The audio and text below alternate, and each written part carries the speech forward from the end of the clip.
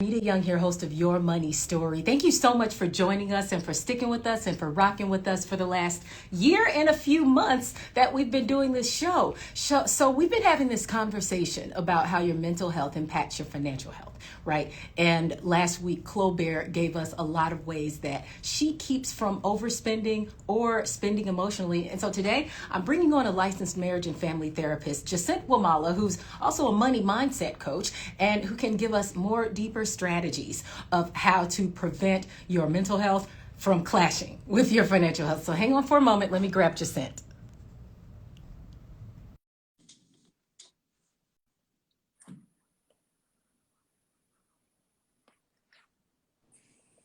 Hi, how are you? I'm good. How are Good you? morning. I am well. Thank you so much for being with us today. Really appreciate it.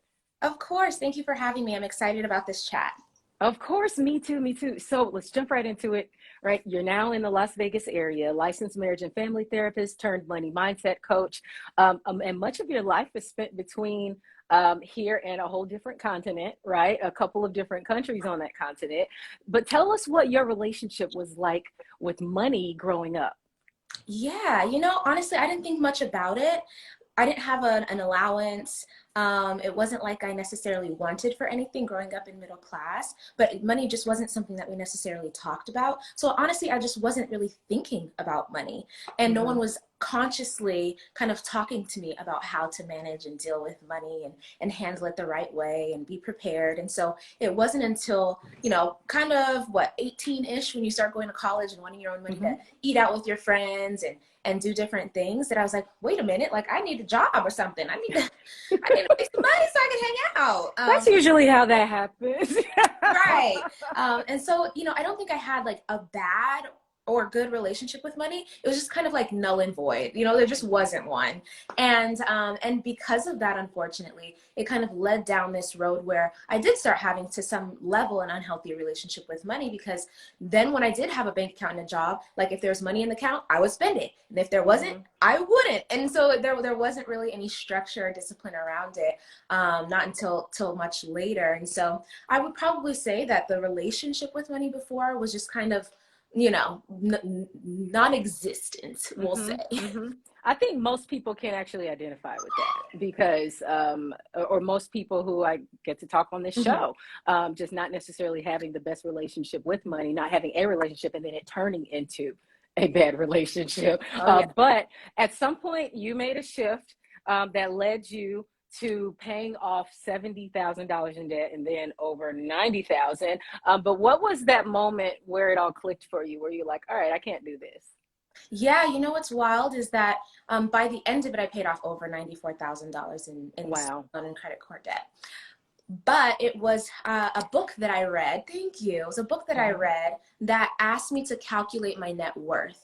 And so the book was Hmm. called The Smart Money Woman, and it was by a Nigerian woman about, this African girl's struggle with money.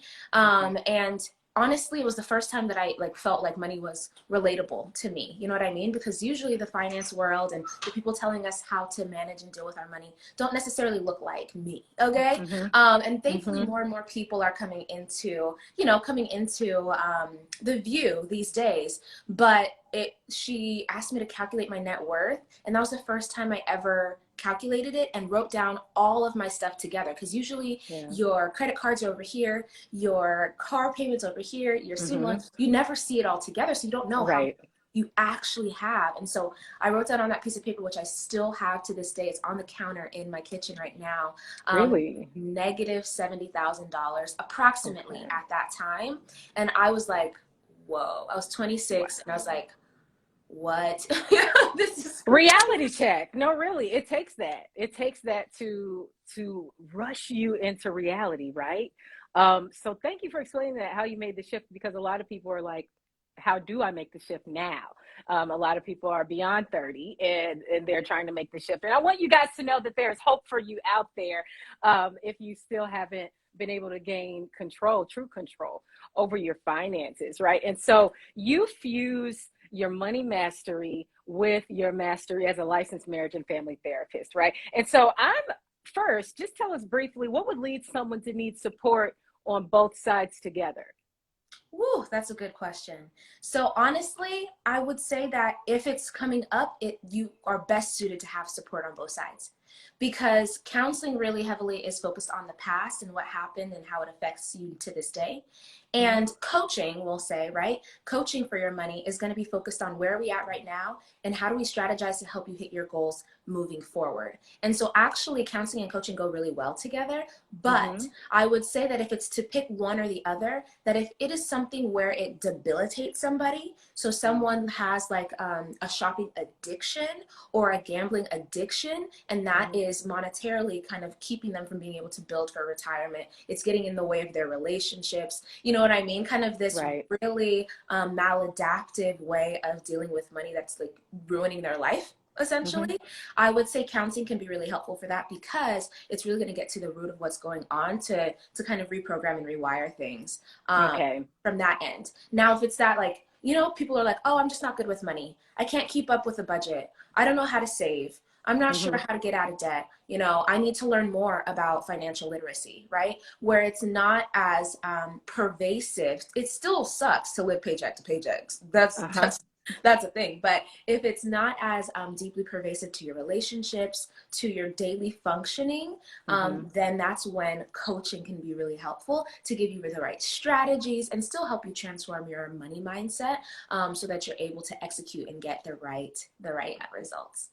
Very good. And so when someone comes to a session with you for both, right? Like how does this session go? How does it differ from your typical counseling session?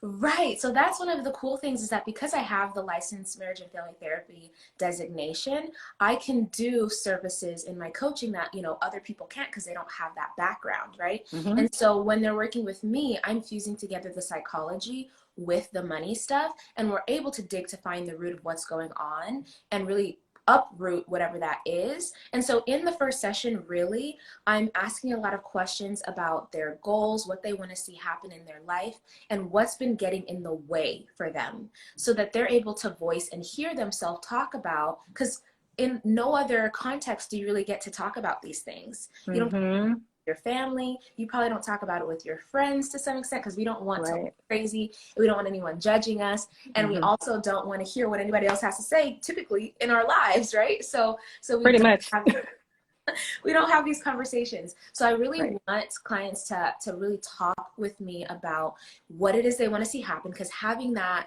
future preferred vision of their life and to attach it to the feeling, like how's it going to feel to be consistent with your money and to get out of debt and to build, you know, your net worth and to really hold that vision. And then for us to dig into, so what's getting in your way of having that feeling that would feel so good? And how do we break that down and help you make it palatable to make progress toward that?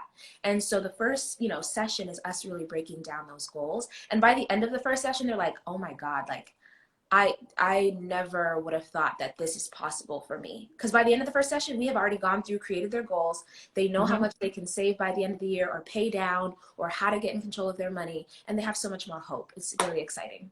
That's really good. And I should say that that's part of your 3-step process on your YouTube of how to achieve financial independence. You said figure out what you want the end goal to be and then reverse engineer it. So very good stuff there on your YouTube, by the way. And so we've been talking about how your mental health, it has the potential to impact your financial health, of course. Chicken or the egg, who knows? But one way, you say the very first way to stop this from having a negative relationship, the two, is awareness.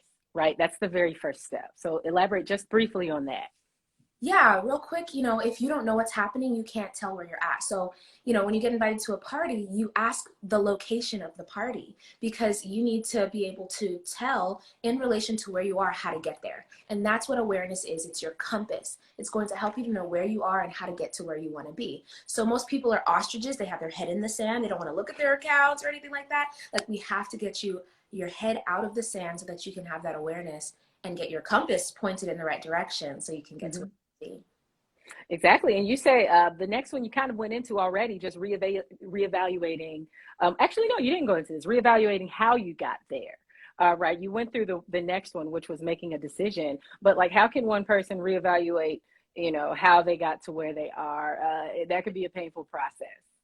It definitely can, because it's choices that we've made, or it's how we've ignored certain situations, or how we didn't have boundaries, or ask for what we needed. And so that can be painful to think about and consider. And that's why I say it's really helpful to have support, so that you're not doing that work alone and you're not getting stuck in it. Because the purpose is not to blame yourself, beat yourself up, be mean to yourself and self-critical. The purpose is to have the information so we know how to avoid you finding yourself in similar situations moving forward. And so that's why I say it's really good to have support, but you can do it on your own by kind of taking inventory. Got you. And then it's making a decision, start drafting that plan that you help people do in your first session with them. And then you spoke a little bit about boundaries, like they're everything. We don't necessarily learn boundaries growing up, right? So how much more important is it to have healthy boundaries when you start to change your mind about this? Oh, boundaries are everything, right? And we don't learn them like very consciously growing up, right? And so Right. because of that, by the time we're adults, essentially like our boundary muscles are like elementary school level, and we need to catch up really quick, right? With it. And that's what's it's necessary, is to continue to stretch and to grow. And again, not to condemn yourself, but to really help yourself to understand, this is what's going to help me get to where I want to go. And it's tough either way. You can not do the work and deal with whatever your life is looking like regardless, or you can put the work in and do that tough work and get to where you want to be. And that's boundaries both in your mental health and in your money journey, and the ones that kind of connect with the two. And so we're closing off right now, but before we go, I need you to tell me about just this holiday. We have a holiday season coming up. This is where a lot of mental health and financial health collides, right? What can you tell me about this time, like how people can sort of calm themselves down before we get into the throes of the holiday shopping season, which kind of starts next week with Black Friday? Yeah, you mentioned it, the nail on the head is the collision, right? Because the holidays are a highly tumultuous time of year for a lot of people, whether it's because they're separated from family or they can't stand their family, whatever the case may A little be, bit of right? both. Yeah, right. It could be all of the above. And then, being bombarded with, ads and things that businesses are doing. But we can't sit and blame businesses for doing their job. We have to take a higher level of consideration and control in our lives to have a game plan to go. We That is, know this happens every year, y'all. We can't be we mad know it here. every year. So we need That to is so good. Okay. Absolutely agree with that. I often try not to say I agree with this, but we do have to be mindful of the images that we're allowing to not only come into our mind, but impact our decision making, right. right? So thank you. I really appreciate this. Any last words, maybe like a tweet or something, last word that you would say to people? Yeah, last word is, get on a plan, get on purpose, and with less than, 45 days in the year, you can still build momentum for 2022. All right. Great place to leave it. Jacent Wamala, thank you so much for joining me. If you guys want to learn more about Jacent Wamala and Wamala Wellness, head on over to her page. It's Jacent's Gems. She has coaching programs. She has sign-ups for different things and challenges as well, and also regular social media sessions with people. And hey, come back next week on Your Money Story, where we're going to talk to a small business expert about how you can support small businesses during this holiday shopping season. So everyone have a lovely day. Jacent, thank you so much. Thank you.